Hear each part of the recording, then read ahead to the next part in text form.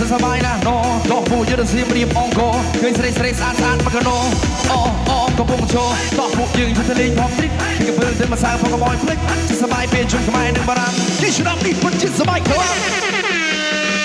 អូអេអេអេអេអេអូអេអេអេអេអេអូអេអេអេអេអេយីសៀមរៀបឆ្នាំនេះសបាយខ្លាំងអូអេអេអេអេអេអូអេអេអេអេអូអេអេអេអេយីសៀមរៀបឆ្នាំនេះសបាយខ្លាំងអូស្អាតហើយអ៊ូរមកាយឆ្នាំនឹងសេរីបលូស្រ័យគឺមិនមិនសិនទៅចង់ញ៉ៃតើអូខេទេ